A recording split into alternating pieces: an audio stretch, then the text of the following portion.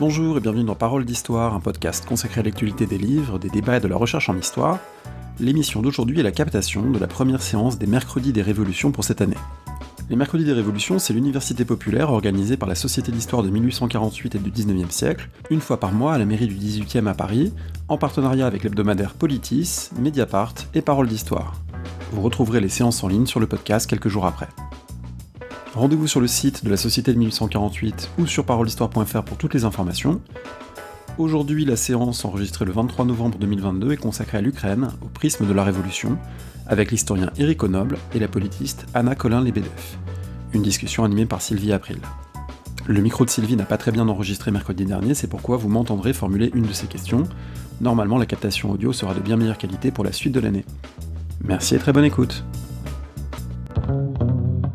Pour expliciter un peu ce titre un peu énigmatique, évidemment, qui est Ukraine et Révolution. Alors nous parlons des révolutions, c'est un peu notre fil rouge et conducteur, bien sûr, mais nous avons évidemment voulu remonter à la révolution qui fédère évidemment donc le XXe siècle et le XIXe, c'est la révolution donc de 17, et de voir donc jusqu'à la révolution du Maïdan de 2014, révolution dont il faut rappeler peut-être qu'elle a un autre nom aussi, révolution de la dignité, je ne sais pas ce que vous en pensez, vous me le direz. Donc un siècle qui sépare la guerre civile et la révolution, et nous avons donc voulu nous poser des questions des rapports entre guerre et révolution, et aussi des échos en quelque sorte des révolutions du passé, des révolutions du présent, des guerres du passé avec les guerres du présent. Pour ce regard croisé, donc à travers des périodes historiques qui sont forcément toujours mobilisées aussi dans les discours, nous avons la joie donc d'accueillir donc Anna Collin-Lebedev, qui est politiste, qui est maîtresse de conférences donc à l'université donc de Paris-Nanterre, membre du laboratoire ISP, et qui est très sollicitée en ce moment, donc je la remercie tout spécialement parce qu'hier elle était à un autre débat ailleurs. Elle a publié justement donc très récemment, en septembre, donc un ouvrage qui s'intitule « Jamais frères, Ukraine et Russie, une tragédie post-soviétique », qui, bien entendu, donc, est un livre écrit à chaud et qui essaie déjà de répondre à un certain nombre donc, de questions ou de nuancer certains propos et de voir cette question qui est toujours celle, donc, finalement, de pays frères, qui ne l'ont peut-être pas toujours été et qui ne le seront peut-être plus jamais, enfin bon, on ne sait jamais. Voilà, donc Anna donc, est présente avec donc Éric Onoble, qui est donc historien et qui donc est chargé de cours à l'université de Genève, spécialiste lui aussi donc de l'Ukraine et de la Russie et de l'URSS, et qui a récemment donc co-écrit donc un ouvrage, co-dirigé donc un ouvrage qui s'intitule, on voit comme en écho tout cela évidemment entre en résonance, Histoire partagée, mémoire divisée, Ukraine, Russie, Pologne, introduisant un troisième partenaire dont nous parlerons peut-être également ce soir si nous en avons le temps. Donc, je vais leur laisser la parole tout de suite. Alors, nous avons un peu organisé la séance, évidemment, en trois temps, dirons-nous. Tout d'abord, chacun d'entre eux va présenter un petit peu son point de vue sur la question que nous posons, donc autour des rapports entre les révolutions du passé et du présent, entre guerre et révolution.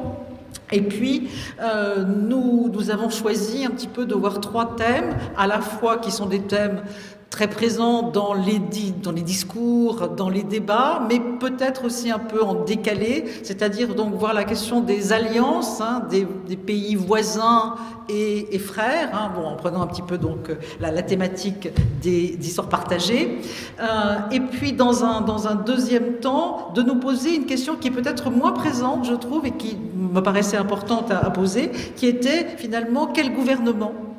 Quelle est la place de l'État? Comment fonctionne un État en révolution et aussi en guerre? Finalement, on sait peu de choses sur la structuration, en quelque sorte, donc, de l'État en ces périodes. Et puis, voir un élément, alors là, très presque galvaudé, mais je pense qu'il est important d'y revenir, c'est les pratiques et les enjeux de la langue. Et je crois que dans vos travaux, vraiment, vous mettez à plat un certain nombre donc, de clichés, de stéréotypes, et vous revenez donc sur ces questions d'une façon tout à fait pertinente et tout à fait donc particulière. Voilà, je vais vous laisser la parole. Et puis, troisième temps, bien sûr, ce sera les questions posées par la salle. Et là, vous avez évidemment toute l'attitude de poser des questions sur le passé et je pense aussi, et je dirais malheureusement, sur l'actualité. Voilà, je vous laisse la parole à tous les deux. On commence peut-être comme dans l'ordre chronologique de vos travaux et de vos perspectives. Et donc, je vais passer la parole donc à Éric. Alors, je vais intervenir sur la séquence 1917-1920, déjà avec un point sur le nom. Dans le petit chapeau de la soirée, on parle de révolution russe. Il faut savoir que c'est plus possible d'utiliser le terme en Ukraine depuis déjà 2017.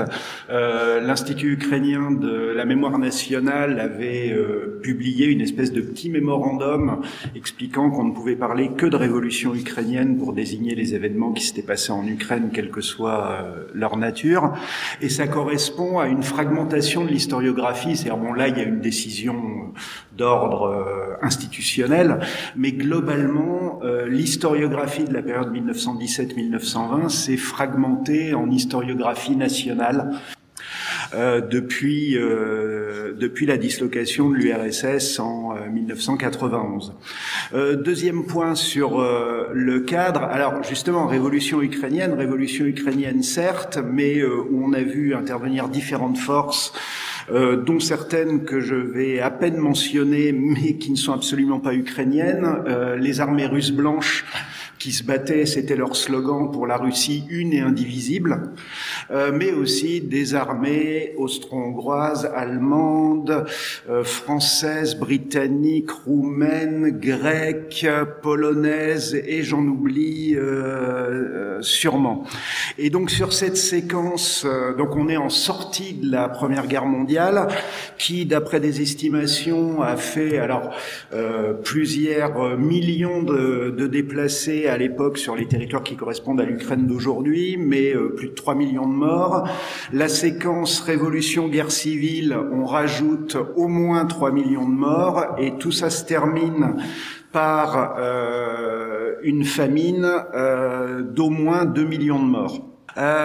Donc, de ce point de vue-là, on n'est pas du tout dans les mêmes échelles de violence qu'aujourd'hui, ce qui ne revient absolument pas à minimiser ce qui est en train de se passer aujourd'hui, mais excepté sur le nombre de déplacés, où là on en a à peu près en proportion le même nombre, mais d'ailleurs de façon beaucoup plus rapide, mais par contre en termes de nombre de morts, on n'est pas dans les mêmes échelles. Il n'y a pas d'Ukraine en 1917 officiellement. Il y a plusieurs provinces, au moins deux dans l'Empire de Russie, dénommées Petite Russie et Russie du Sud, plus une province de l'Empire austro-hongrois qui s'appelle la Galicie. Sur ces territoires-là, à mon sens, il y a 3 révolutions qui se déroulent. Une révolution de nature politique, anti-étatique, une révolution sociale égalitariste et une révolution nationale visant à la mise en place d'un État ukrainien. Autant la révolution anti-étatique et la révolution sociale égalitariste se retrouvent sur tout l'ex-empire russe après le renversement du tsarisme en février 1917, autant évidemment la révolution proprement ukrainienne est spécifique à ce territoire. Chacune de ces révolutions a eu, je dirais, ses porte-paroles privilégiés. La révolution anti-étatique, on pense à Nestor Makhno, le paysan anarchiste du sud-est de l'Ukraine. En fait, Makhno est pas très loin de Mariupol, ville que maintenant, malheureusement, tout le monde s'est à peu près situé. La révolution sociale égalitariste, elle est massivement portée par les bolcheviks. Quant à la révolution nationale ukrainienne, elle est portée d'abord par un organisme qu'on appelle le Conseil central, la Rada, puis par une de ses émanations, le Directoire, dont les 2 grands dirigeants sont un historien, Mykola Hrushevsky et Simon Pietlura. Alors, conceptuellement, on peut séparer ces trois révolutions, sauf que, évidemment, tout ce qui se passe comme coup de force, organisation, violence pendant cette période-là, ce sont ces trois révolutions qui sont tout le temps mélangées. Comment dire, un moment de lutte sociale très partagé à partir de 1917 et au moins jusqu'à 1919, c'est de voir un plébéien interpeller quelqu'un qui porte des lunettes. Et cette scène-là, elle peut arriver, elle arrive très très souvent à ce moment-là, mais elle peut être un soldat qui interpelle son officier et s'en prend justement au fait qu'il représente le pouvoir. Je vous rappelle qu'on est toujours en guerre en 1917. Ça peut être un paysan qui s'en prend à son seigneur, sauf que dans le cas de l'Ukraine, il y a de fortes chances que le seigneur soit d'une autre ethnie que le paysan, alors de même que l'officier d'ailleurs, mais que le seigneur soit russe ou polonais. Et ça peut y compris être une scène d'un pogrom où là on va s'en prendre à un juif. Donc, encore une fois, il est très difficile de séparer les différents moments. Autre chose, pour introduire la question de la langue, il est plus que probable que dans cette scène opposant un plébéien à quelqu'un des milieux cultivés bourgeois, reconnaissable à ses lunettes, le plébéien s'exprime en ukrainien alors que le représentant des classes cultivées va s'exprimer en russe. Ce qui ne veut pas forcément dire une analyse d'ailleurs nationale. C'est beaucoup plus situer les gens socialement dans la mesure où l'écrasante majorité des Ukrainiens étaient des paysans et les 99% des paysans étaient ukrainiens. Alors, la révolution politique dont je parlais, anti-étatique, donc Makhno, c'est un peu l'image que tout le monde va avoir avec son idéologie anarchiste, sauf que autant lui avait justement une idéologie articulée qu'il a essayé de mettre en pratique, autant ce même côté anti-étatique s'est retrouvé dans la constitution de milices villageoises, bandes armées sous la direction d'un seigneur de la guerre, etc. Et y compris, ce sont pour beaucoup ces groupes armés autonomes qui ont été à l'origine des pogroms de 1919 qui ont fait 100 000 morts, avec une responsabilité partagée avec les troupes nationalistes et les troupes blanches. Mais derrière cet anti-étatisme, en fait, il y a des villages qui essayent de prendre leur autonomie, donc des villages qui sont paysans ukrainophones, mais dont le but est beaucoup plus d'affirmer la défense du village contre toute intervention extérieure d'un État, plus que de chercher la construction d'un État ukrainien ou autre. C'est d'ailleurs un des facteurs qui conduira à la famine de 1921, c'est-à-dire que les paysans ne voulaient plus faire sortir leurs grains des villages parce qu'ils avaient peur de se faire confisquer par les différents pouvoirs, et les voies de communication étaient complètement désorganisées justement par le fait que les territoires étaient sous le contrôle de tel ou tel groupes armés. La révolution sociale, alors ça pose la question de savoir qui sont les qui sont les plus pauvres qui voudraient instaurer l'égalité. Ça pose la question au niveau social. Et par exemple, les bolcheviks ont subi de gros revers en 1919 en Ukraine après avoir gagné toute une partie du territoire en s'appuyant sur des révoltes paysannes. Ils ont très vite perdu le soutien des paysans parce qu'ils avaient une politique extrêmement radicale dans les campagnes. Alors, la plupart du temps, on lit que c'était basé sur justement des confiscations de récoltes. C'est vrai, mais c'était qu'une partie de leur politique. Le reste de leur politique, c'était justement une politique très égalitariste et collectiviste dans les campagnes, s'appuyant sur les couches les plus pauvres. Et ça a provoqué un rejet total dans la masse de la paysannerie. Et ce rejet de l'égalitarisme, on l'a vu contre d'autres couches, on l'a vu contre les Juifs, et un des enjeux des pogroms, c'était justement que les Juifs n'avaient obtenu l'égalité civile qu'après le renversement du tsarisme, et qu'il y a eu des réactions de rejet contre les Juifs qui voulaient s'arroger le droit de faire de la politique, d'entrer dans l'administration, etc. Tout ça favorisé par le climat de guerre civile. Mais les femmes ont aussi été très largement victimes de cette réaction anti-égalitariste qui s'est produite au sein même de la Révolution. Dernier point sur cette révolution sociale et le rapport aux bolcheviks. En 2014, au moment de la proclamation des avec beaucoup de guillemets, République populaire de Donetsk et de Luhansk, le souvenir d'une très éphémère République soviétique du Donbass et de Kryvyi Rog était réapparu. C'était des bolcheviks qui l'avaient mise en place dans une région où ils étaient majoritaires, y compris électoralement ou quasiment, ils représentaient près de la moitié des voix aux élections à la constituante localement à la fin de 1917. Et donc ça a été présenté un peu comme l'anticipation de ces républiques séparatistes. Sauf qu'à regarder plus près, il y a une jeune chercheuse ukrainienne qui a pas mal travaillé sur la question. On s'aperçoit que leur vision était absolument pas nationale, elle était au contraire tout à fait anti-nationale, mais pas anti-nationale ukrainienne pour être russe, mais tout simplement c'était une espèce de raisonnement marxiste hyper simpliste à dire ben voilà, on a un bassin industriel, une classe ouvrière, cette classe ouvrière doit avoir sa propre république, et ça veut dire que ce qui pouvait se passer plus loin dans des campagnes avec des gens qui n'étaient même pas d'authentiques prolétaires ne les préoccupait pas. Lénine était intervenu contre ça. Alors de toute façon, la suite des événements a fait qu'elle a disparu. Juste une chose justement concernant Lénine, tout le monde sait qu'en 1917, il avait été accusé en Russie d'être un agent allemand. Ce qu'il faut rajouter, c'est que un des éléments de l'accusation pour dire que c'était un agent allemand, c'était son soutien aux revendications ukrainiennes en 1917. Et y compris dans la presse de l'époque, on disait ben voilà, les Ukrainiens les plus radicaux dans leurs revendications sont du côté austro-hongrois. Lénine soutient la revendication ukrainienne, donc Lénine est un agent de l'Allemagne.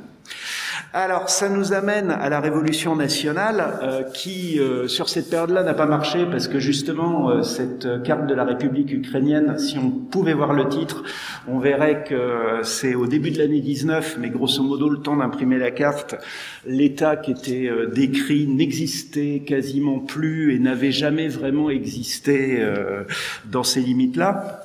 Alors pourquoi ça n'a pas marché? Au début de l'année 1917, dans le mouvement national ukrainien, il n'y a pas de revendication d'indépendance.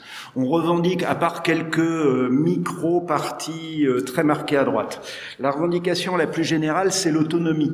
La revendication d'indépendance n'apparaît dans le mouvement national ukrainien qu'en novembre 1917 et en janvier 1918, c'est-à-dire en réponse à la prise du pouvoir par les bolcheviks.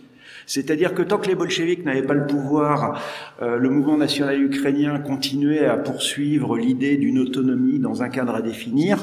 Et c'est à partir du moment où les bolcheviks ont pris le pouvoir qu'ils ont dit « Ah non, pas avec eux ». Deuxième problème, donc évidemment, ça veut dire que c'est une indépendance qui a été revendiquée un peu par défaut. Deuxième problème, la définition de savoir qui sont les Ukrainiens.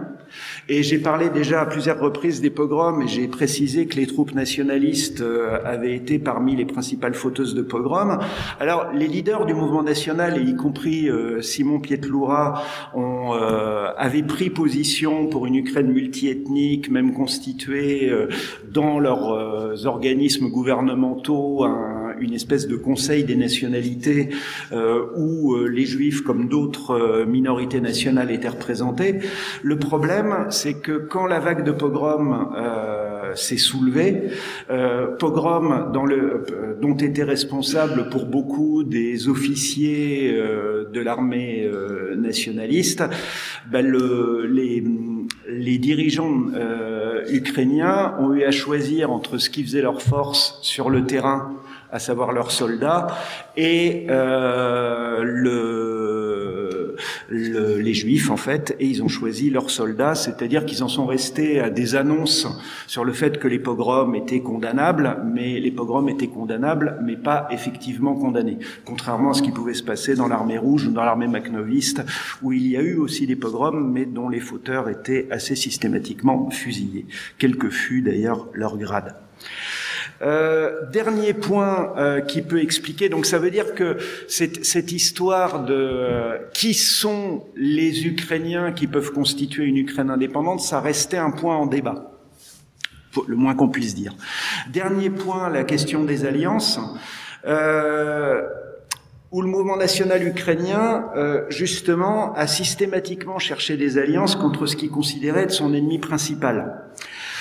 C'est comme ça que, au début 1918, la République populaire d'Ukraine, qui venait d'être proclamée, je dirais, en réponse à la révolution bolchevique, a négocié à Brest-Litovsk avec les empires centraux, donc Autriche-Hongrie et Allemagne, de même que les bolcheviks, mais a doublé les bolcheviks dans la signature d'un accord pour obtenir une reconnaissance internationale et de fait une protection, et c'est comme ça que l'armée allemande a envahi l'Ukraine, mais à la demande de son gouvernement, la Rada, du gouvernement qui s'appuyait sur la Rada, dès le mois d'avril 1918. Ça a été la fin de ce gouvernement soutenu par la Rada, parce que les troupes allemandes ne voulaient pas trop s'embarrasser de socialistes qui composaient cet organisme ukrainien, et donc on remplaçait assez rapidement par un général tsariste d'origine cosaque qu'on a institué grand chef de l'Ukraine. La séquence suivante, on a vu Simon Pietlura chercher le soutien de l'entente, c'est-à-dire des anglo-français, sans vraiment l'obtenir. Alors pour des raisons, il y a eu une intervention française sur la mer Noire au début de l'année 1919, et on a des rapports d'officiers français qui avaient été envoyés là-bas, qui sont assez intéressants. Donc un officier, j'ai oublié son grade, qui débarque à Odessa. Donc grosso modo, si on regarde à l'est, il y a des troupes bolcheviques.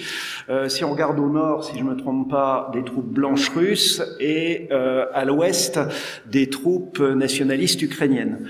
Et le pauvre officier français est complètement effondré de la bêtise des acteurs locaux, à savoir, il ne comprend pas que les nationalistes ukrainiens et les Russes blancs se tirent dessus les uns les autres, alors que pour lui, c'est une évidence que ce qu'il faut, c'est l'union sacrée contre le bolchevisme.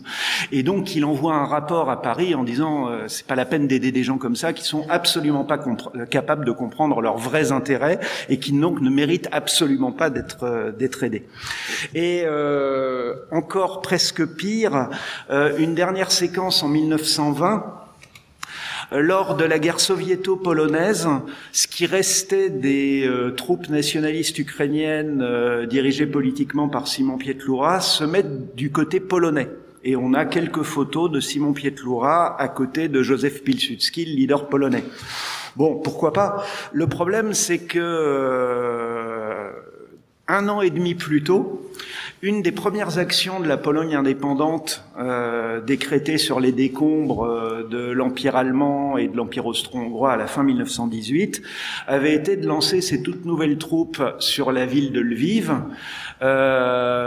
où elles avaient fini par écraser en quelques semaines les troupes de la toute nouvelle République populaire d'Ukraine de l'Ouest qui y avait été programmée.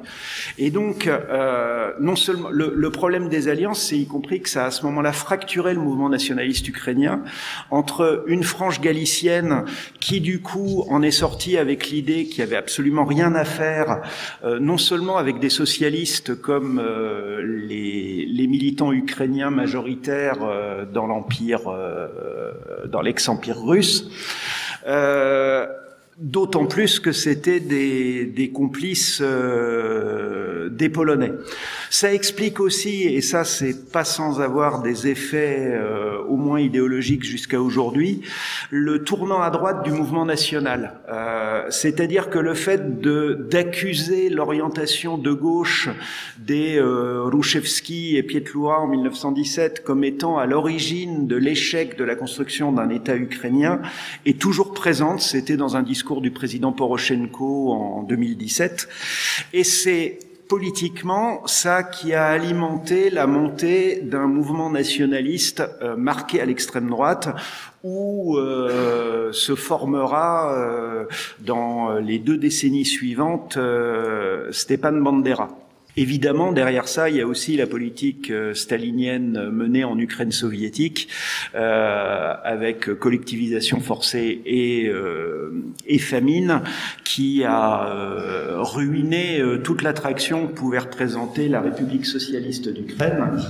Donc, République socialiste soviétique d'Ukraine, qui a été proclamée dès la fin 1917, mais qui en 1922 est une des parties constitutives de l'Union soviétique, qui est un moment important à plusieurs titres.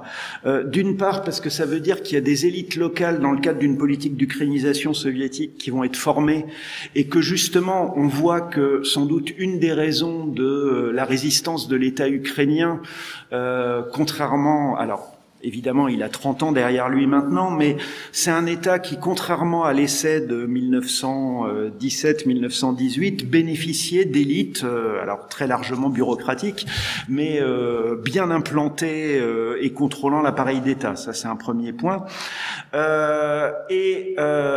Deuxième point, pour vous montrer à quel point, justement, cette séquence 1917-1920, avec une première proclamation d'indépendance de l'Ukraine et la constitution d'une République socialiste soviétique d'Ukraine, a quand même marqué un passage.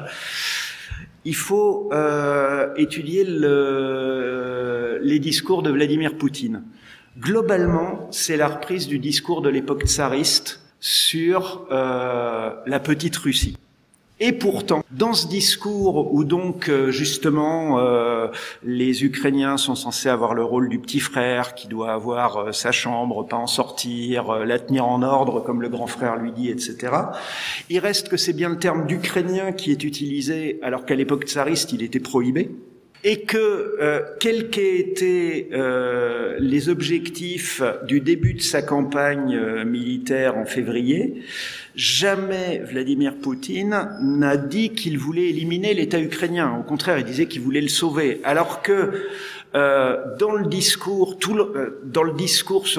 idéologique sur lequel il s'appuie, l'idée même de l'existence d'un État qui en plus s'appellerait Ukraine était un tabou en Russie avant 1917. Donc on voit bien que cette séquence-là, elle a ancré l'existence d'un État s'appelant l'Ukraine, mais n'a pas réglé historiquement tous les problèmes, loin de là, et je m'arrête. Merci beaucoup. On va sauter un siècle, ce qui est un peu, c'est. Je ne sais pas à quel point on peut sauter un siècle comme ça d'une intervention à une autre, mais c'est un peu le jeu ici de se poser la question de ce que l'on peut retrouver comme dynamiques qui sont en dialogue, pas forcément de continuité, pas forcément de dynamique comparable, mais voilà. Dans la mesure où voyez, on est tous aujourd'hui un peu happés par la lecture du passé que nous donne l'actualité de l'invasion russe de l'Ukraine. Je me suis dit que je ne pouvais pas le laisser complètement de côté en vous parlant juste de la révolution du Maïdan de 2014, mais qu'il fallait que je mette ça un peu en perspective par rapport à ce qui se passe aujourd'hui pour que ça devienne une clé de lecture. Moi, je fais de la sociologie politique. Donc voilà, mon approche est toujours très ancrée dans le contemporain, et donc je me suis dit que j'allais poser une question un peu abrupte comme ça. Est-ce qu'il y a quelque chose dans la révolution du Maïdan de 2013-2014 qui prépare en fait la guerre que nous vivons aujourd'hui? Donc c'est plutôt peut-être à partir de ce prisme-là que l'on va que je vais essayer de vous donner quelques éléments. Alors donc de quoi parle-t-on? Tout d'abord un petit rappel de ce qu'est cette révolution dont on parle. Alors effectivement, révolution de la dignité. est un terme qui a été choisi a posteriori, c'est-à-dire que ce n'est pas pendant le mouvement révolutionnaire qui va être utilisé, mais il va être utilisé comme qualificatif une fois que ça devient de l'histoire récente, dans la mesure où il faut la mettre en parallèle avec d'autres révolutions qui se sont déroulées sur la même place de Kiev, sachant que Maïdan en ukrainien veut dire place, hein, et que c'est un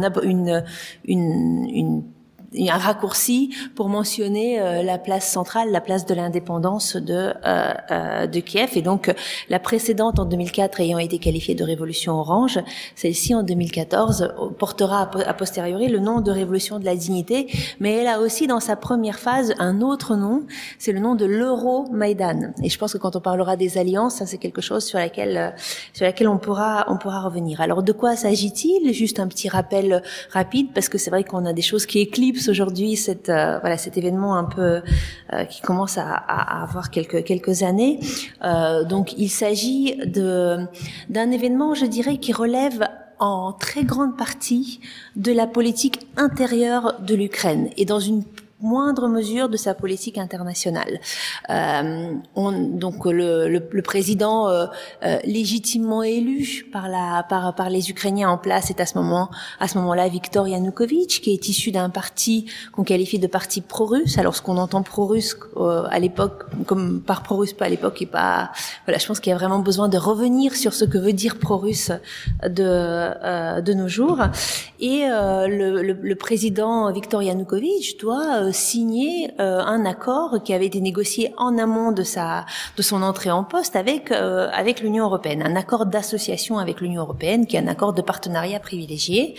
Et à quelques jours de la signature, il annonce qu'il ne signera pas cet accord, mais qu'en revanche, il y a un accord extrêmement avantageux assorti d'une somme d'argent conséquente et de partenariat très privilégié qui va être signé avec la Fédération de Russie, ce qui en fait fait sortir dans la rue à Kiev et dans d'autres villes ukrainiennes un nombre important de personnes. Alors dans une première phase plutôt jeunes, plutôt urbains, plutôt lettrés, et c'est la phase de l'Euro-Maïdan, le moment où on demande en fait ces personnes-là se considèrent trahis par ce refus de signer l'accord d'association avec l'Union européenne et demande un retour en arrière, de respecter au président de respecter ses engagements. Il va y avoir une répression de cette première phase, ce qui est totalement inédit dans le contexte politique ukrainien. On laisse manifester une répression violente, suite à quoi en fait la protestation se transforme et devient une protestation contre la présidence de Viktor Yanukovych, avec certes cette dimension on veut se tourner vers l'Union européenne plutôt que vers la Russie, mais on discutera peut-être de son importance, mais une dimension de politique interne qui prend de plus en plus d'importance, qui est le rejet d'un pouvoir jugé comme corrompu, incompétent, tirant l'Ukraine vers l'arrière par une certaine classe sociale, je pense, mais après la protestation devient de plus en plus diversifiée. Donc je dirais, pourquoi est-ce que j'ai insisté sur la dimension politique interne ou politique étrangère? A priori, vous voyez, pour la Russie, il n'était pas du tout évident que ce qui se passait en termes de renversement de pouvoir à Kiev, et donc le pouvoir de Viktor Yanukovych va être renversé dans une certaine violence. Il y a des affrontements meurtriers, il y a une centaine de morts sur cette place, et le président fuit. Mais je dirais ça relève de la politique interne et d'une révolution qui se déroule dans un État étranger, et surtout pour la population russe. Alors peut-être que pour le pouvoir russe et pour Vladimir Poutine, c'est effectivement un moment stratégique, mais pour la population russe, et ça c'est très intéressant de voir ça, en réalité ce qui se passe sur la place Maïdan dans les premières semaines, et même pendant assez longtemps, pendant de longues semaines, voire pendant un mois et demi, eh bien, ça ne les concerne pas. C'est-à-dire que quand on interroge les Russes sur que pensez-vous que la Russie devrait faire face à ce qui se passe en Ukraine, l'immense majorité répondent qu'ils se débrouillent tout seuls. Voilà. Et je pense que, vous voyez, et pour moi c'est important de voir en fait que le lien entre la révolution et le démarrage de la guerre n'est pas forcément évident. Il n'y a rien qui aurait poussé, par exemple, la population russe à demander à son leadership d'intervenir en Ukraine, sauf que il y a eu un élément extrêmement important, et c'est là que le lien s'est construit, c'est que le pouvoir russe, par l'intermédiaire notamment des médias, a réussi à faire de ce sujet de politique étrangère pour la Russie un sujet de politique interne.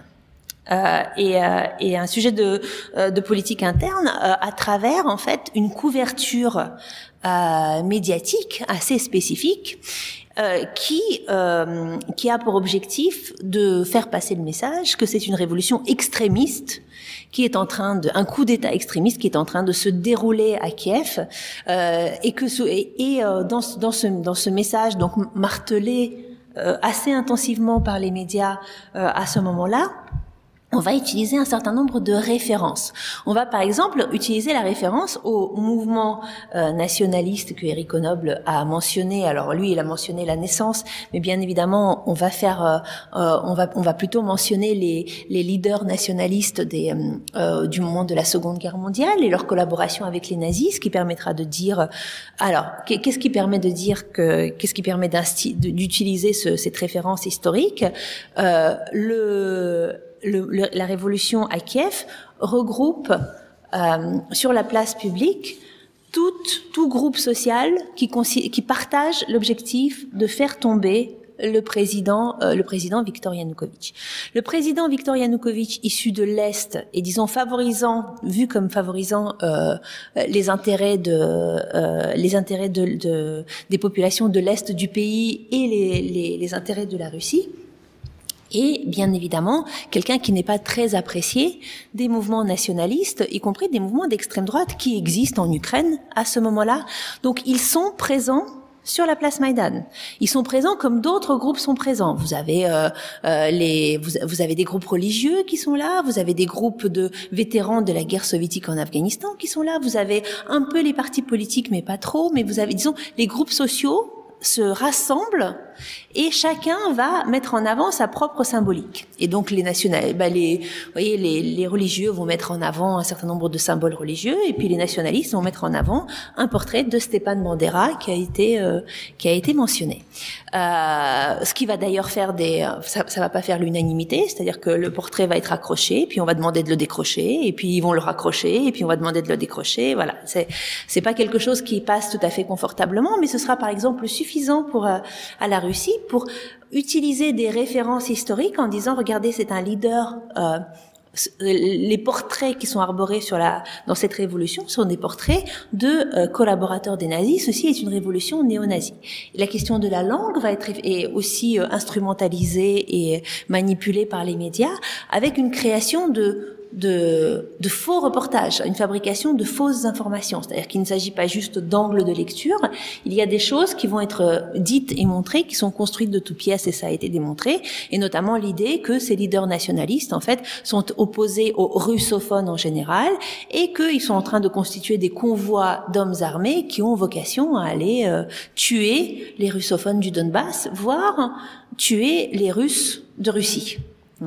Et donc en fait, ça va créer une défiance et ça va créer une peur, et c'est là qu'on a un lien en fait avec les événements historiques qui vont suivre et qui vont faire basculer l'Ukraine dans la guerre, puisque ce message martelé par les médias va être reçu. Alors il va être reçu en Russie, et je dirais que dans la mesure où il a continué sans grande modification à être réutilisé et réemployé tout au long de ces 8 dernières années. Il a continué à avoir une influence sur la manière dont les Russes perçoivent l'Ukraine, mais il va surtout être entendu, et ça fait partie des objectifs, je pense, par les populations de l'Est de l'Ukraine. Alors, les populations à l'Est de l'Ukraine, il y a une dimension extrêmement matérielle. Eh bien, elles regardent la télévision. La télévision est une source d'information importante pour les populations de la région. Mais celle qu'elles captent le mieux, c'est la télévision russe. On est à côté de la frontière. Et puis la télévision russe, eh bien, elle est la Russie est un État qui a de l'argent. Ce sont des chaînes de télévision plutôt riches, et de manière générale, elle diffuse un contenu de divertissement qui est plutôt de meilleure qualité que les chaînes ukrainiennes, qui sont un peu de meilleures séries, de meilleurs concerts, etc. Et donc en fait, ces populations-là auront l'habitude de regarder la télévision russe, et lorsqu'ils entendront sur ces chaînes de télévision, attention, à Kiev, ce qui est en train de se passer, c'est une révolution d'extrême droite, et attention, on va venir tuer des russophones, donc vous dans le Donbass, eh bien, ce message va avoir un certain impact. Et donc, il va y avoir des mouvements insurrectionnels qui vont émerger dans la partie du pays qui est la partie du pays qui est ici, vous voyez, sur en rouge, pas rouge, mais rouge un peu vaguement rouge, qui correspond en fait aux îlots des insurrections au moment de 2014. C'est pas exactement le contour de ce que deviendront les républiques séparatistes, et ça je vais revenir là-dessus.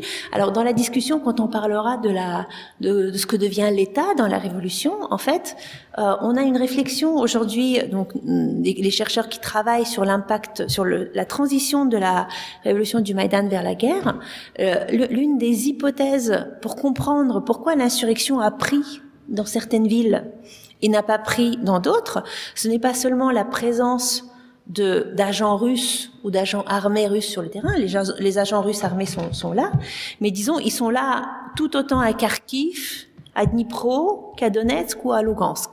Et en fait, l'hypothèse qui va être faite par certains de mes collègues, c'est que la question de la résilience de l'État et de la stratégie des élites locales, vraiment au niveau de chacune des villes, va être un élément clé pour faire en sorte que les mouvements insurrectionnels deviennent des mouvements séparatistes et deviennent des républiques séparatistes ou pas. Mais je reviendrai là-dessus. L'annexion de la Crimée, vous voyez, moi je pense que je n'arrive pas très bien à formaliser encore surtout a posteriori, avec le regard rétrospectif que nous donne la guerre actuelle, la manière dont l'annexion de la Crimée par la Russie s'inscrit dans ce processus et dans la suite de la révolution.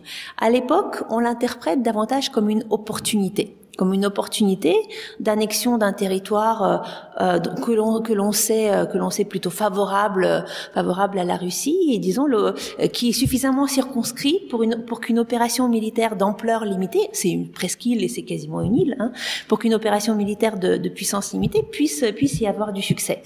Je dirais qu'aujourd'hui, avec le prisme que nous connaissons aujourd'hui, on peut avoir une lecture différente. C'est-à-dire, ça peut être un premier élément d'un projet qui finalement avait peut-être une portée plus large à l'époque. Mais voyez ça, je ne rentre pas dedans. Je pense qu'on manque encore d'éléments pour le savoir.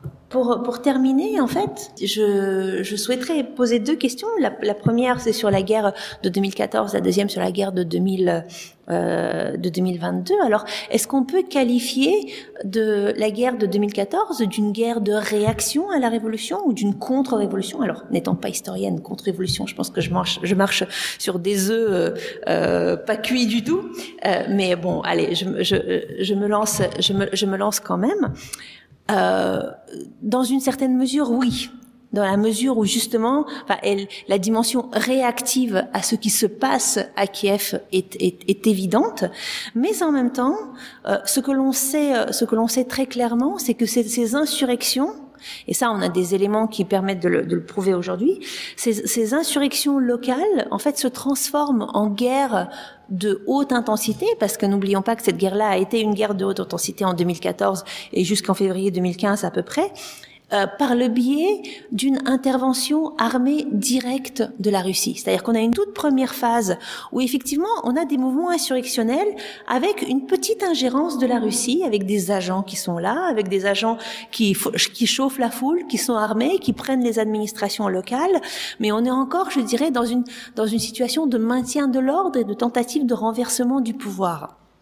Et au début, en fait, on a les forces ukrainiennes, formelles ou informelles, bataillons volontaires ou armées régulières ou forces de police, qui en fait arrivent à repousser dans une certaine mesure, à contrôler ces mouvements insurrectionnels. Mais ce que l'on a en 2014, c'est clairement une intervention qui n'a jamais été avouée, mais une intervention directe de l'armée russe utilisant de l'armement lourd. Ce que de l'autre côté, vous voyez, l'usage de l'armement lourd nous montre très bien qu'on n'est pas dans une situation de guérilla entre des populations locales. Et bien évidemment, dans toutes les guerres civiles, il y a une question d'ingérence étrangère, mais la guerre n'aurait sans doute pas eu lieu si l'intervention armée de la Russie n'avait pas eu lieu non plus. Et l'intervention armée de la Russie a une autre logique que la logique d'opposition que la logique de proclamation d'indépendance des républiques séparatistes. Et alors, ma toute dernière question, est-ce que la guerre de 2022 est la suite de ce mouvement contre-révolutionnaire? Et là, je dirais que non. La réponse est clairement non, dans la mesure où, justement, il n'y a aucune dynamique sociale locale, par local, j'entends local à l'Ukraine, interne à l'Ukraine, qui pourrait expliquer un embrasement. On a une guerre qui baisse d'intensité en fait d'année en année, et par exemple sur l'année 2021, le nombre de morts civiles est le plus bas depuis le début de la guerre. On compte une vingtaine de morts civiles, dont la moitié, en fait 25 je crois, dont la moitié sont des personnes qui ont marché sur des mines, qui sont donc des victimes de conflits armés d'affrontements armés qui ont eu lieu auparavant. Et puis en fait, il n'y a aucune activité particulière, par exemple du côté de l'armée ukrainienne et du côté des séparatistes. Et c'est un événement qu'on a oublié par la violence de la guerre qui a eu lieu ensuite, mais quelques semaines à quelques jours avant l'invasion russe, il y a une tentative de faire croire les populations locales des régions de Donetsk et de Lugansk, des républiques séparatistes, que l'Ukraine va attaquer. Il y a des messages qui sont moussés via les médias, les réseaux sociaux. Attention, ça s'intensifie. Il va y avoir un génocide des populations locales. Les gouvernements dans les républiques séparatistes organisent des bus pour évacuer la population. Et en fait, ce qui est intéressant, moi à l'époque, je suivais les chaînes Telegram, donc sur les réseaux sociaux, des habitants des républiques séparatistes, y compris ceux qui sont très favorables à Moscou. Et ils étaient tous là, mais il se passe rien. C'est quoi cette histoire d'évacuation? Il se passe rien. Donc là, en fait, on n'a pas une dynamique de conflictualité sociale ou de désaccord qui précède l'invasion armée. Donc, à mon sens, oui, l'attaque de 2022 a un écho, a une préhistoire dans la révolution du Maïdan, mais elle suit une logique tout à fait différente. La question suivante porte sur la place des protagonistes extérieurs de tiers acteurs comme l'Europe, l'OTAN, la Biélorussie, la Pologne, et aussi sur la place de l'État ukrainien dans ces dynamiques révolutionnaires. Alors, sur la période contemporaine, la question de l'alliance du camp dans lequel on est et de l'Ukraine comme objet et non pas sujet d'un affrontement entre les alliances a été beaucoup utilisée. Donc c'est un sujet tellement politisé qu'il devient en fait compliqué de répondre véritablement. Alors je pense que, vous voyez, si on se place du point de vue des Ukrainiens, cette question de l'objet ou du sujet est absolument centrale. C'est-à-dire que ce qu'ils revendiquent avant tout, d'où le nom de la révolution de la dignité, c'est que ce qui se passe relève de leurs choix, des choix qui leur sont propres. Et je dirais qu'en amont de l'agression armée de la Russie en 2014 par le biais de l'annexion de la Crimée et de sa participation dans le Donbass, leurs choix sont des choix aussi divers que le pays est divers. Ça c'est un élément intéressant, c'est-à-dire que quand on regarde les enquêtes d'opinion publique avant 2014, on constate qu'on a grosso modo un tiers des Ukrainiens qui disent notre avenir est plutôt dans un partenariat et une alliance avec les pays d'Europe de l'Ouest, un tiers qui disent notre avenir il est plutôt dans l'alliance avec notre voisin historique la Russie, parce qu'en fait les Européens ils s'en fichent quoi de nous, on n'est pas dans le centre de leurs préoccupations, et le temps qu'on le devienne, on n'y est pas encore, et un tiers qui savent pas se prononcer. Donc, vous voyez, donc et ce qui est intéressant en réalité, c'est à quel point, en fait, dans le discours de Vladimir Poutine, c'est l'alliance qui est première par rapport à la guerre qu'il mène. C'est le choix, c'est pour lui le choix de l'Occident d'utiliser l'Ukraine, d'instrumentaliser l'Ukraine comme terrain à partir duquel on va attaquer la Russie, qui justifie l'attaque.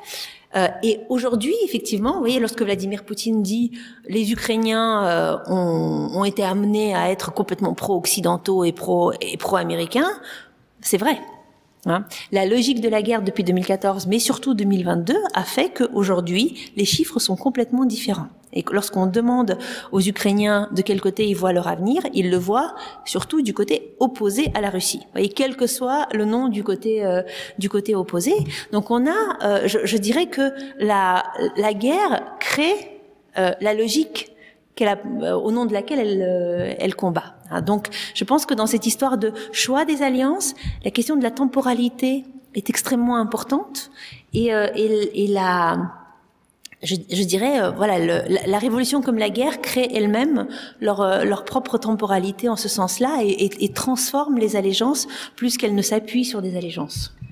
Clairement, il y a un engrenage qui n'arrête pas de se remonter et d'autant plus depuis 2014 et 2022, mais il y a quand même quelque chose qui est monté depuis les années 90, c'est-à-dire que ce que décrivait Anna est très juste sur les différences de choix au sein de la société ukrainienne par rapport à ce système d'alliance, et ça se reflétait au niveau des dirigeants ukrainiens pendant toutes les années 90 où ils avaient théorisé ce qu'ils appelaient la multivectorialité.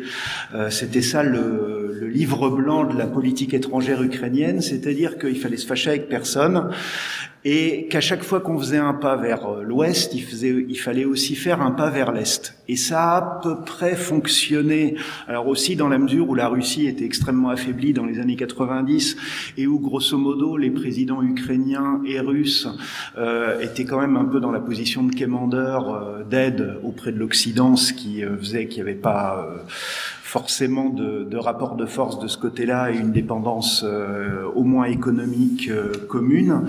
Et ça, quand on regarde de près, par exemple, Anna avait eu tout à fait raison quand elle disait que l'adjectif pro-russe accolé à Viktor Yanukovych, fallait pas le comprendre au sens de la guerre actuelle, c'est-à-dire que, y compris le président Yanukovych, une fois au pouvoir, il y avait un certain nombre de liens institutionnels qui avaient été mis en place avec l'OTAN, il a tout fait pour les préserver. Clairement, il ne visait pas. Je crois que l'adhésion à l'OTAN avait été à un moment inscrite à un niveau institutionnel. Il la visait pas vraiment, mais il voulait garder ça. Sachant que, alors justement, quand on parle d'engrenage, l'OTAN était une cause qui pouvait faire descendre des Ukrainiens dans la rue dans les années 2000 contre l'OTAN, de façon qui, moi, m'avait assez étonné, justement dans des zones russophones, censément pas pro-occidentales, etc. Mais je veux dire, le fait de ne pas être pro-occidental et d'être russophone, ça veut pas forcément dire non plus que vous allez vous mobiliser dans la rue. C'était pas des choses qui faisaient partie de la vie pour tout un tas de populations. Elles pouvaient se mobiliser contre l'OTAN. Le problème, et c'est là où il y a un effet d'engrenage, c'est que avec l'annexion de la Crimée, se mobiliser contre l'OTAN, ça revient quasiment automatiquement à donner raison à l'annexion. Donc, ça veut dire qu'il y a tout un pan du spectre politico-idéologique ukrainien qui a disparu à partir de 2014. Et donc, il y a tout un tas d'effets comme ça, de cliquets, qui fait que, rétrospectivement, on peut retrouver la trace, se dire, tiens, là, il aurait peut-être fallu être vigilant, mais aussi vite, il aurait pu se passer autre chose. Mais qu'en attendant, autant il est maintenant possible de décrire comment les cliquets sont passés, autant essayer de réfléchir à comment on pourrait les défaire pour redescendre est extrêmement compliqué, voire impossible. Ceci étant, un dernier point sur la question des alliances, je pense quand même que là-dessus, il faut aussi dézoomer. C'est-à-dire que, justement, pendant cette période où, dans le Donbass, les gens voyaient absolument pas pourquoi il y aurait une escalade dans la guerre, donc début 2022, si on reprend toute la séquence fin 2021, début 2022, alors certes, en juillet 2021, il y avait eu le texte de Poutine sur l'unité historique des Russes et des Ukrainiens, où il y a tout le stock idéologique qui a justifié la guerre. Ceci étant, à l'automne 2021, c'est un mémorandum que présente la Russie aux États-Unis, et où l'Ukraine apparaît alors de façon complètement justement comme un objet de discussion. Le problème, c'est qu'il n'y a pas eu il y a eu ouverture de négociations, mais pas sur le texte présenté par la Russie. Ça, c'est la première chose.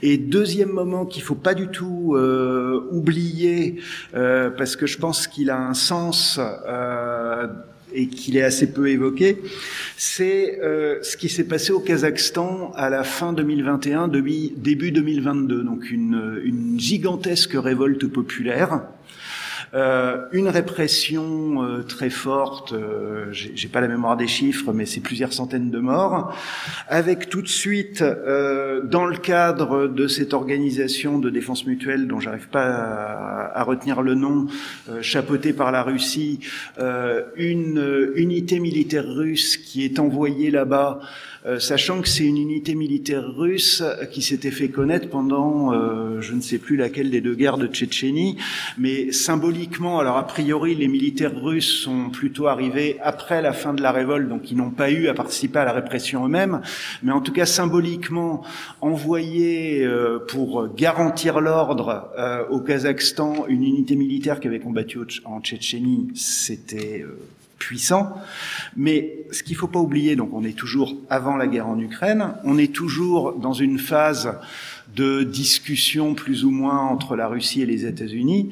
Or, au Kazakhstan, il y a essentiellement des compagnies gazières et pétrolières occidentales. Et je vous invite tous à chercher les réactions des chancelleries occidentales sur cette intervention russe au Kazakhstan. Ça devrait pas.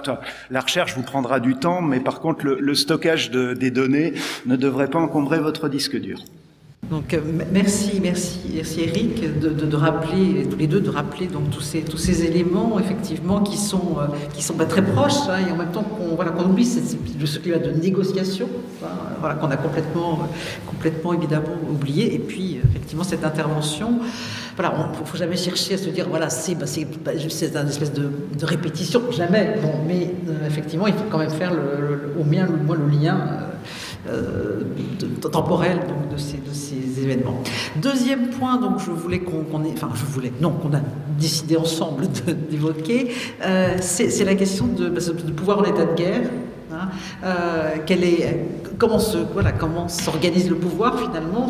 On voit juste un dirigeant, hein, mais comment ça fonctionne, et comment ça fonctionne peut-être effectivement aussi, comme vous l'avez montré tous les deux, c'est à l'échelle d'un pays qui est largement structuré par une histoire aussi différente dans chacune de ses parties.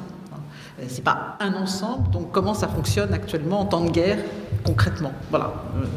Reprenons la chronologie. Alors, c'est vrai que dans les événements en Ukraine depuis 2014 et encore maintenant, indépendamment de ce que ça peut me faire ressentir à tout un tas de niveaux, ce qui m'intéresse en tant qu'historien,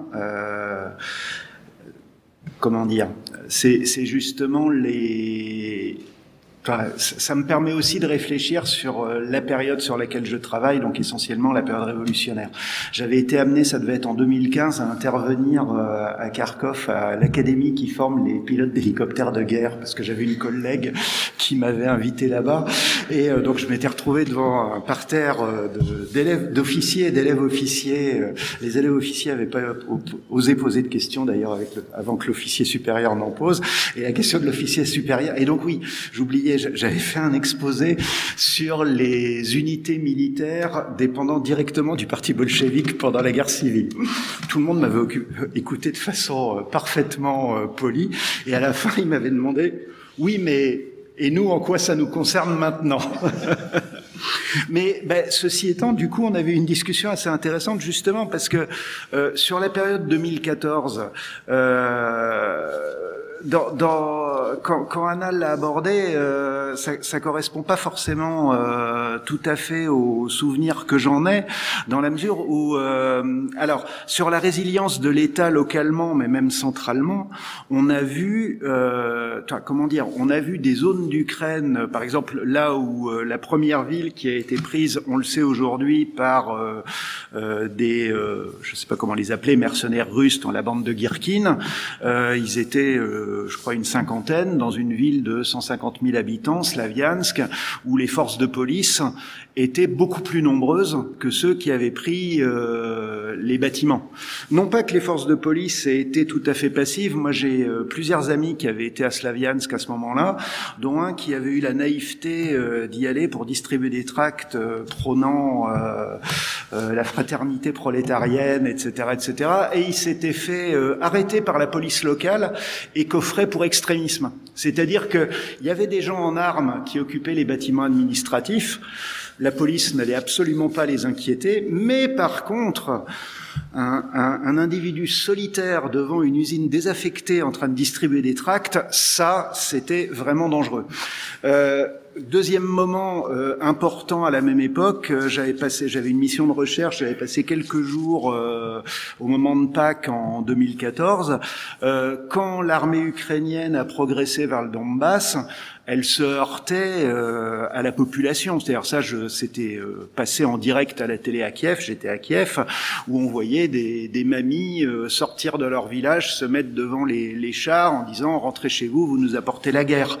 C'est dans ce cadre-là qu'il y a un phénomène assez comparable à ce qu'on observe dans l'ex-empire russe à la fin de l'année 1917, qui a constitution de groupes politico-militaires. L'aspect politique, oui, c'est-à-dire que pour prendre les armes alors que vous n'y êtes pas forcé, il faut avoir des motivations et des motivations idéologiques et militaires.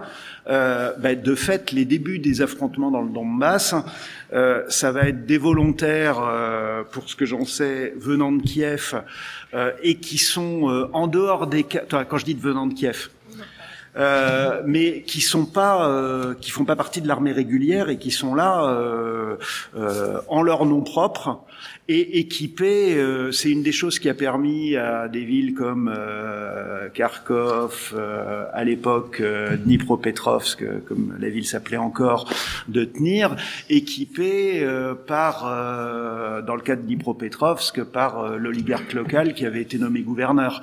Donc il y a un enchaînement entre des structures sociales, des engagements volontaires, mais dans quelque chose qui est totalement hors des cadres de l'État officiel.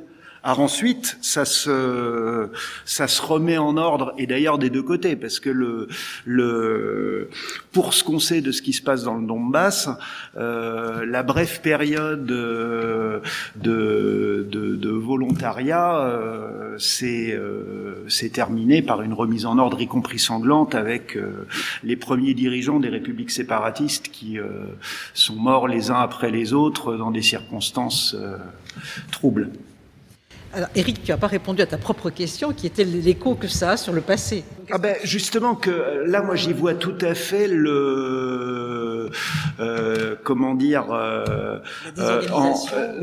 Non, c'est pas tellement ça. Moi, ce qui m'intéresse, c'est les motivations des gens. Donc, j'y vois dans des mots contemporains des tas de mouvements individuels que j'ai pu observer dans les archives dans les années 17, etc. Non, c'est super. On a un dialogue avec une complémentarité, je pense, d'angles et de points de vue qui est très intéressant. Alors, je vais raconter la même histoire, mais d'une autre manière. Je pense que pour moi, la question de l'État ukrainien est absolument centrale pour comprendre ce qui s'est passé en 2014 et ce qui s'est passé en 2022. Alors, qu'est-ce qui se passe en 2014 ? En 2014, on a la plupart, en fait, des chercheurs qui ont travaillé rétrospectivement sur cette période et qui ont fait de leurs observations sur le terrain à ce moment-là, qui disent il y a une disparition, en fait, de l'État sur une période relativement courte entre le départ du président Yanukovych et disons la stabilisation via de nouvelles élections d'une nouvelle présidence, d'un nouveau parlement. Ça vient assez vite, c'est vraiment une affaire de quelques semaines ou quelques mois tout au plus, enfin plus quelques semaines, mais qui sont absolument cruciales parce qu'à ce moment-là, en fait, la question de l'allégeance se pose. À qui est-ce qu'on prête allégeance? Et notamment, l'une des questions cruciales, ça va être précisément ce que tu expliquais, la question de l'allégeance des forces de l'ordre, la police et l'armée. Et la police et l'armée se tâtent énormément. Par exemple, en Crimée, ils vont clairement basculer du côté de la Russie. Et c'est ce qui permettra la prise de contrôle très rapide de la péninsule. Mais la même question se pose à l'est du pays, dans toutes les villes où il y a des insurrections. Et en fait, voilà, les Ukrainiens ont tendance à dire l'armée et la police étaient extrêmement infiltrés d'agents pro-russes. Moi, je pense que c'est pas une histoire d'agents, c'est vraiment une histoire de la manière dont ces gens-là se perçoivent, notamment dans leur carrière. Les officiers ukrainiens ont souvent été formés en Union soviétique, ont été en poste en Russie, ont été en poste au Kazakhstan, donc ils ne se perçoivent pas forcément dans le cadre national ukrainien. Et puis on a une armée, une police extrêmement corrompue. Et donc il va y avoir un problème sur place, un problème de maintien de l'ordre.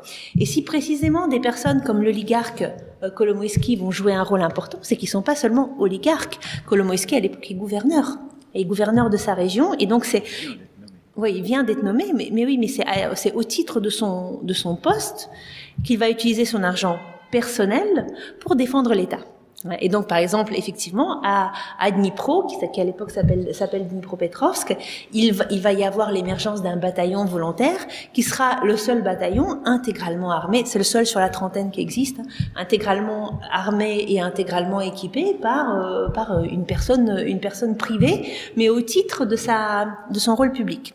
Et donc, en fait, via l'existence de ce bataillon, il va faire en sorte que l'insurrection ne prenne pas dans la région.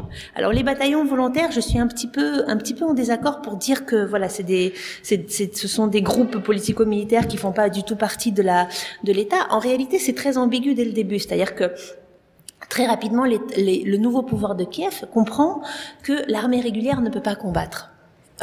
Selon les estimations optimistes, il y a 6 000 hommes en état de combattre dans l'armée ukrainienne à ce moment-là, tellement la désorganisation, baisse des effectifs, sous-financement, etc. sont majeures. Et donc, en fait, c'est l'État qui ouvre la possibilité de former des bataillons volontaires. Les bataillons sont l'émanation de l'État ukrainien. Ils sont créés auprès du ministère de la Défense ou auprès du ministère de l'Intérieur. Mais je dirais, le rôle de l'État s'arrête là. C'est-à-dire que il va y avoir éventuellement nomination d'un commandant, mais encore pas toujours. Et après, ils se débrouillent pour s'armer, pour s'équiper, pour recruter. C'est totalement à la carte. Et donc, voilà, ça va être une situation extrêmement variable. Mais ce qui est intéressant, alors l'État très rapidement, au bout d'un an, en fait, va complètement intégrer ces bataillons dans l'armée régulière, et grosso modo, les combattants auront le choix entre vous signez un contrat avec l'armée, vous donnez des militaires de carrière, ou alors vous partez. Et donc ça va transformer la situation des forces armées. Mais ce qui est très intéressant pour moi, c'est qu'est-ce que ça nous permet de dire de ce qui s'est passé en 2022. Et je pense qu'en 2022, l'une des hypothèses que moi je fais, c'est que Vladimir Poutine a l'anticipation d'un État qui est toujours un État faible, voire failli, avec une allégeance incertaine des agents, des forces armées, des agents publics, qu'en 2014. Alors d'où vient cette image erronée? Ça, c'est une autre affaire, mais je pense il transpose sur 2022 l'image de 2014. Or, paradoxalement, la faiblesse de l'État ukrainien en 2014 lui a permis de se consolider extrêmement tout au long de ces années, parce que les citoyens, par exemple ceux qui avaient combattu dans les bataillons volontaires, mais aussi ceux qui ont amené de l'alimentation, par exemple, qui ont nourri les bataillons volontaires, donc des civils, ou qui ont cousu des uniformes pour ces bataillons volontaires, là aussi des civils, en fait, ont tellement pris l'habitude de se substituer à l'État et à prendre en main des choses qui relèvent normalement de fonctions étatiques, qu'ils ont continué. Ils ont continué, et donc on constate que, par exemple, l'armée régulière en 2017, 2018, 2019 est extrêmement contrôlée par des mouvements civiques. par des associations qui, en fait, ont tellement investi leur vie, leur énergie là-dedans en 2014 qu'ils sont pas prêts à voir le truc se déliter plus tard. Et donc on a, au contraire, une sorte de consolidation de l'État qui s'est faite non pas par le haut, parce que la corruption est toujours là, mais beaucoup par le bas. Et une certaine préparation à la guerre qui a également eu lieu par le bas, parce que la guerre a continué. Donc voilà, la question et donc en fait, vous voyez, l'État de 2022 a été un peu créé par la guerre de 2014, mais n'a pas du tout la même configuration. Mais justement là, pour reprendre ce que tu disais, Anna, l'État ouvre la possibilité de créer des unités et après ces unités se débrouillent pour s'armer. Justement, c'est exactement le schéma qui est suivi pendant la guerre civile en Ukraine, du côté bolchevique, du côté nationaliste ou du côté makhnoviste. C'est-à-dire qu'on a des institutions se disant être l'État, et alors c'est sans doute ça la différence avec 2014, qui pour le coup n'ont quasiment pas de recul parce qu'elles s'appuient pas sur l'ancien État de l'époque tsariste, mais qui vont dire nous reconnaissons toute force se réclamant de nous. Voilà. Avec alors ensuite l'enjeu du contrôle, de garder le contrôle. Et il y a eu tout un moment de mémoire vers 2015 où il y a eu de gros frottements au moment de l'intégration de certains bataillons de volontaires. Mais c'est tout à fait le même processus. Bien, donc on va venir à notre troisième point, voilà, peut-être un peu rapidement pour laisser, je pense qu'on a quand même beaucoup de questions dans la salle. Donc, question, alors là, j'allais dire plus classique autour de la langue. Tu as évoqué, Éric, la question de la multi-ethnicité. Effectivement, quel rapport ça entretient avec la langue à l'époque et maintenant, d'une certaine manière, est-ce qu'on peut encore évoquer cette question d'un point de vue d'une multi-ethnicité ? Bon, ou pas. Est-ce que simplement on a toujours que de l'ukrainien et du russe à opposer ou à pas opposer? Enfin, ce qui m'a étonné dans ton ouvrage, je parlerai de là, c'est que quand tu dis que enfin, je te cite rapidement, que finalement la ressemblance entre l'ukrainien et le russe est aussi semblable à celle du français et du portugais. Et alors là, on se dit, mais quand même, non, c'est beaucoup plus proche pour nous de l'extérieur. Donc voilà. Mais bon, ça fait partie des clichés que l'on peut avoir quand on a comme ça une vision d'ukrainologue de base, avec les informations que l'on nous sélectionne aussi d'une certaine manière pour nous faire comprendre les choses de façon plus simpliste, évidemment, qu'elles ne le sont. Je vous laisse la parole.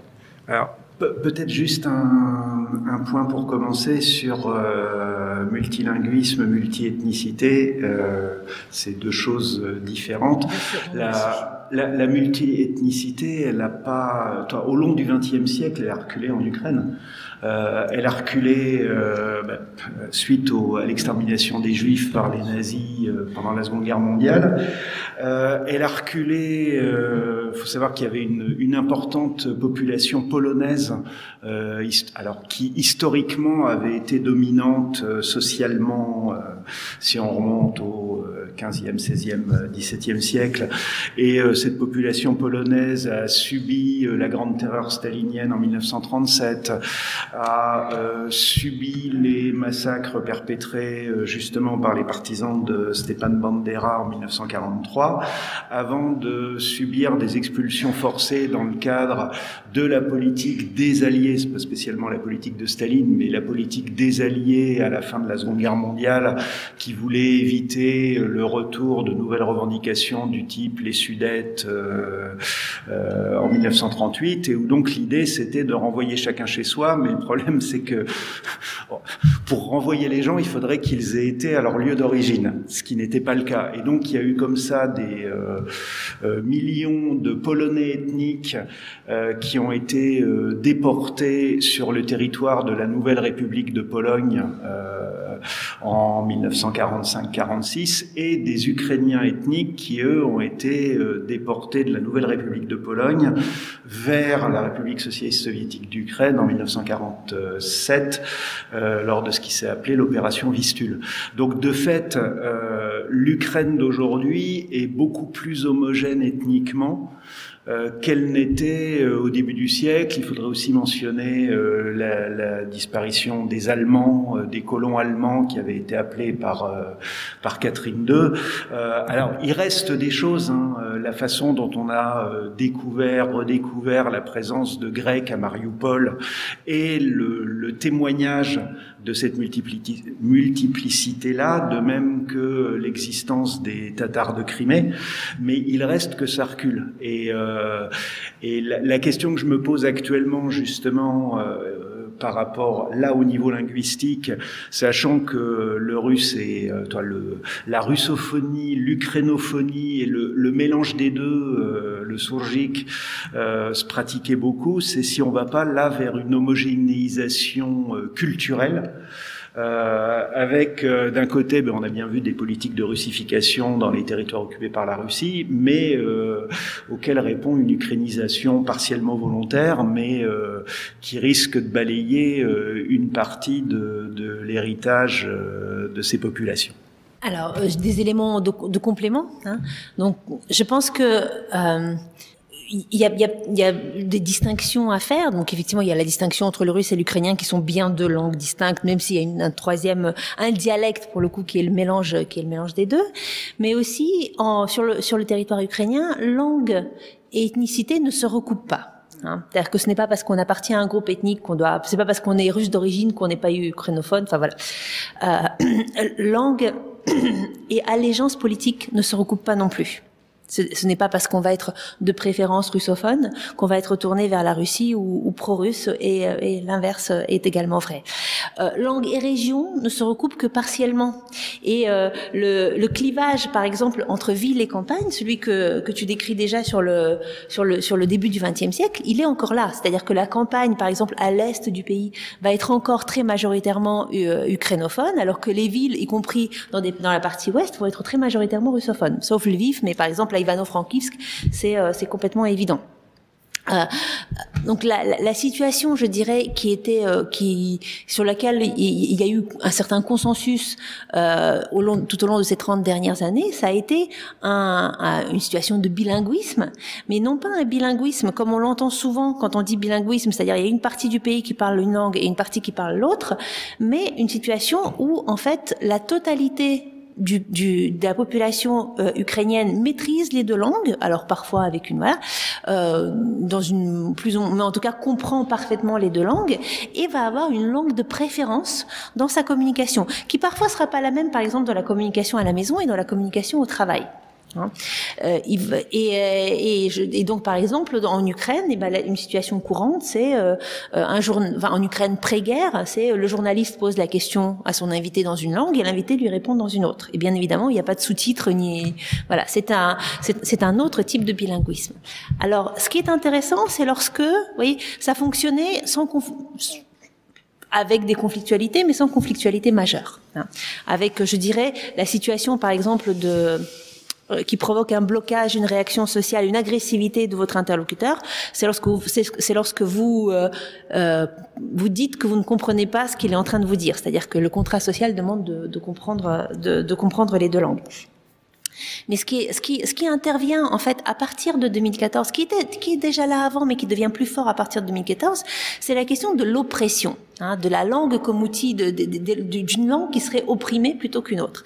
Alors on l'entend déjà en Ukraine sur les 30 dernières années, et sur les 30 dernières années, je dirais, la langue opprimée dans le discours public et dans le discours politique, c'est plutôt l'ukrainien, ce qui correspond à une réalité en fait concrète. Par exemple, le nombre de publications en russe est nettement supérieur au nombre de publications en ukrainien, de même pour les émissions de télévision, de même pour la langue d'enseignement des écoles, c'est-à-dire que le russe est dominant et le discours politique va plutôt inciter à ukrainiser une langue qui a été longtemps opprimée à l'époque soviétique. Poutine va renverser la tendance et va parler de l'oppression du russe en raison de la langue d'État qu'est l'ukrainien. Alors il y a un épisode de la Révolution qui lui permet de dire ça, un épisode mésinterprété qui lui permet de le dire, l'abrogation de la loi sur les langues régionales, je ne reviens pas là-dessus là-dessus, c'est un tout petit peu technique. Mais en tout cas, je dirais que la question de l'oppression va monter en intensité au moment de la révolution du Maïdan et du début de la guerre, parce que elle va être utilisée comme ça par la Russie.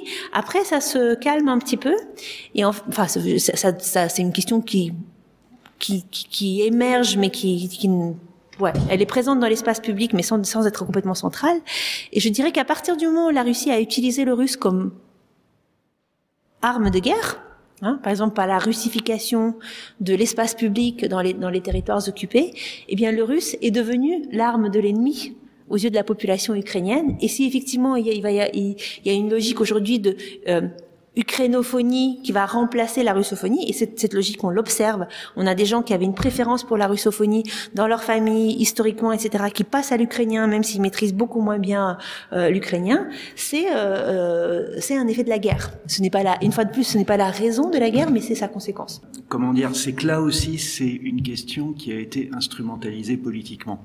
C'est-à-dire que la situation qu'on décrivait tous les deux, c'est vraiment une coexistence pas des langues, des pratiques linguistiques. Alors, il y a l'exemple du journaliste qui pose une question dans une langue et l'interlocuteur qui répond dans une autre langue. Mais moi, le truc qui m'avait le plus frappé, j'étais parti faire une étude de terrain dans un petit village au nord de Kharkov. Alors, la mairie, ça s'appelle toujours le Rada ou Soviet, suivant comment vous voulez l'appeler. Donc moi, je parlais avec les employés de mairie en russe, sans aucun problème. Elle répondait au téléphone en tant que fonctionnaire d'État en ukrainien. Et entre elles parlaient donc le sourjik, un mélange d'ukrainien et de russe, mais qui en plus a des dosages locaux, voire même personnels, très très variables. Donc le problème où il y avait quand même un enjeu de pouvoir, c'est que l'ukrainien était la langue administrative et que pour les russophones, ça a voulu dire, et ça, vu que c'est essentiellement à Kharkov que j'allais, ça a voulu quand même dire qu'il y a toute une population qui s'est retrouvée à remplir des formulaires administratifs. Donc dans les années 90, là, ces fameuses années de chaos, dans une langue qui n'était pas leur langue. Donc avec l'élément de on se fait avoir, ils nous en veulent, etc., etc. Donc il y avait ce fond-là qui pouvait exister chez les russophones. Il y aurait sûrement eu moyen de résoudre ça. Moi, j'avais eu très naïvement, à la fin des années 90, il y avait donc un président qui était russophone, Leonid Kuchma, c'était l'ancien directeur d'une des principales usines du complexe militaire industriel soviétique, Yuzhmash, à Dnipropetrovsk. Pour vous situer le personnage, j'ai une amie originaire de Kharkov qui était guide touristique à Paris, et son agence lui dit « tu vas avoir un VIP pour lui ». Hop, elle se retrouve devant Leonid Kuchma.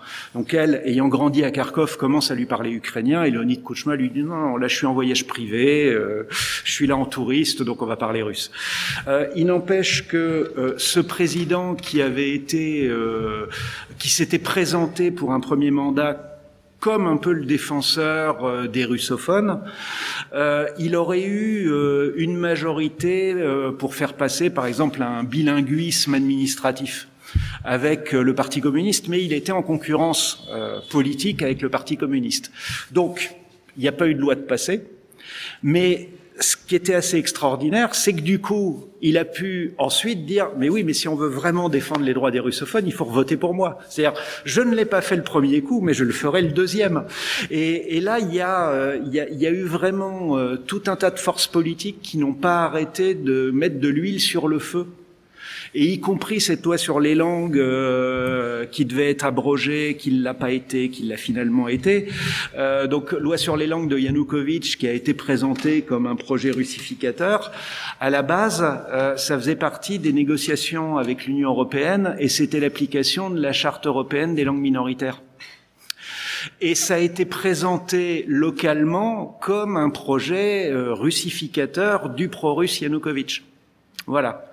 Et là, je suis pas du tout en train de défendre Yanukovych, ni son attachement aux langues minoritaires.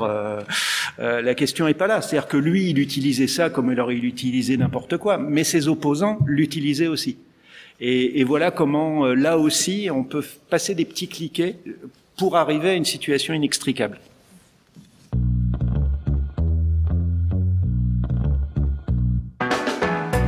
Merci de nous avoir écoutés. Rendez-vous sur le site www.paroledhistoire.fr pour toutes les informations sur le podcast, pour vous abonner, écouter ou télécharger les autres émissions.